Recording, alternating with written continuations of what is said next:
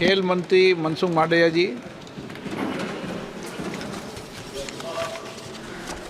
Speaker साहब, भारतीय wrestler Vinesh Phogat Paris Olympic की स्पर्धा से बाहर होने पर मैं एक वक्तव्य देना चाहता हूँ। भारतीय रेसलर विनेश फोगाट को तय कैटेगरी में ज़्यादा वजन 100 ग्राम होने की वजह से पेरिस ओलंपिक से बाहर होना पड़ा है। विनेश 50 केजी की कैटेगरी में खेल रही थी। स्पर्धा के लिए विनेश का वजन 50 किलोग्राम होना अनिवार्य था। UWW के नियमों और विनियमों के अनुसार सभी प्रतियोगिताओं के लिए संबंधित श्रेणी के लिए प्रत्येक सुबह वजन माप का आयोजन किया जाता है। अनुच्छेद 11 के अनुसार यदि कोई एथलीट वजन माप प्रथम अथवा द्वितीय में भाग नहीं लेता है अथवा असफल हो जाता है तो उसे प्रतियोगिता से बाहर कर दिया जाता है और बिना किसी रैंक के अंतिम स्थान पर रखा जाता है। 7 अगस्त 2024 को 50 किलोग्राम महिला कुश्ती के लिए वजन का निर्धारण 7:15 और 7:30 पेरिस समय के अनुसार रेपोचेज और फाइनल में भाग लेने वाले पहलवानों के लिए किया गया था। विनेश का वजन 50 किलो 100 ग्राम पाया गया, इसलिए वे स्पर्धा के लिए अयोग्य घोषित की गई। इस मामले को लेकर भारतीय ओलंपिक संघ ने अंतर्राष्ट्रीय कुश्ती संघ से कड़ा विरोध भी दर्ज किया है।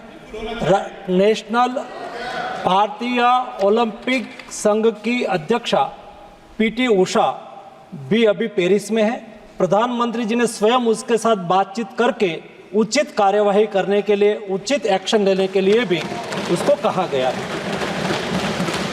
विनेश मंगलवार 6 अगस्त को 3 मुकाबले जीतकर 50 केजी रेसलिंग ओलंपिक में फाइनल में पहुंचने वाली पहली भारतीय महिला रेसलर बनी थी। सेमीफाइनल में उन्होंने क्यूबा की पहलवान गुजमान लोपेजी को, क्वार्टर फाइनल में यूक्रेन की ओक्साना लिवाच और प्री क्वार्टर फाइनल में वर्ल्ड चैंपियन जापान की यूई सुसाकी को 3-2 से मात दी थी। उन्हें बुधवार 7 अगस्त की रात करीब 10 बजे गोल्ड मेडल के अमेरिकी रेसलर सारा एन हिल्डरब्रांड से मुकाबला करना था। जहां तक उनकी तैयारी हेतु सहायता का प्रश्न है, भारत सरकार ने विनेश फोगाट की उनकी आवश्यकता के अनुसार हर संभव सहायता प्रदान की है। उनके लिए पर्सनल स्टाफ भी नियुक्त किए गए हैं जो अपने क्षेत्र के विशेषज्ञ हैं। उनके साथ हंगरी के विख्यात कोच ओलेर अकोस और फिजियो अश्विनी पाटिल हमेशा रहते हैं। इनको ओलंपिक के लिए इनके अतिरिक्त व्यक्तिगत सहायक स्टाफ जैसे विभिन्न sparring partners, strength of conditioning विशेषज्ञ के लिए वित्तीय सहायता प्रदान की गई, जिसका विवरण इस प्रकार है। ओलेर अकोच कोच के रूप में उसके साथ थे, वैन पैट्रिक लॉम्बार्ड स्ट्रेंथ और कंडीशनिंग विशेषज्ञ, अश्विनी जीवन पाटिल फिजियोथेरापिस्ट, मयंक सिंह गरिया स्ट्रेंथ और कंडीशनिंग विशेषज्ञ, शुभम और अरविंद स्पारिंग पार्टनर।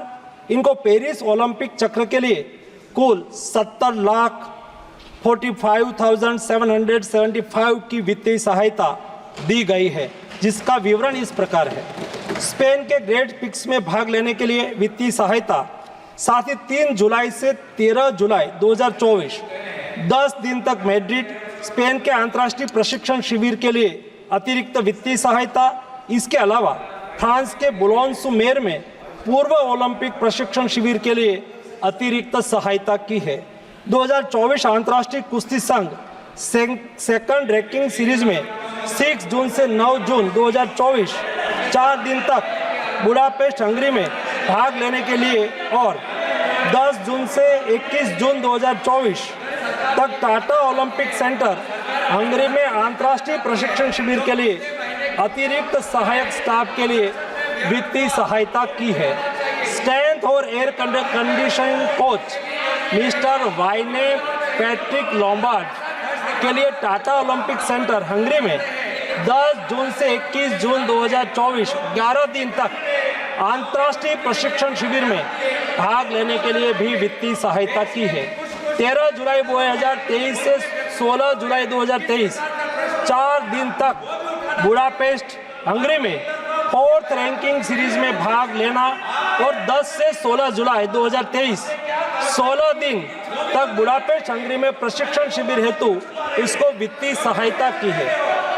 वेलमेकेन बुल्गारिया में 10/11/2022 से 3/12/2022 तक प्रशिक्षण के लिए वित्तीय सहायता दी है। उनके रिहाई प्रक्रिया के लिए आवश्यक उपकरण खरीदने के लिए भी वित्तीय सहायता की गई है। 2020 टोक्यो ओलंपिक चक्र में 1,13,98,224 रुपये का आर्थिक सहयोग उसको किया गया था। 224 पेरिस ओलंपिक चक्र में भी टारगेट ओलंपिक पोडियम स्कीम में 53,35,746 और वार्षिक ट्रेनिंग एवं स्पर्धा कैलेंडर में 17,10,000 कुल मिला के 17,45,775 रुपया हमारे खिलाड़ी को आर्थिक सहायता करके उसको सक्षम करा गया। Shri Raghunandan Rao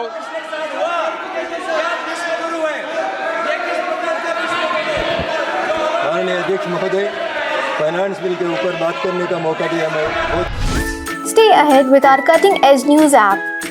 Instantly access the latest shorts in just 1 minute and breaking news in just 50 words. Download now for a smarter, faster news experience.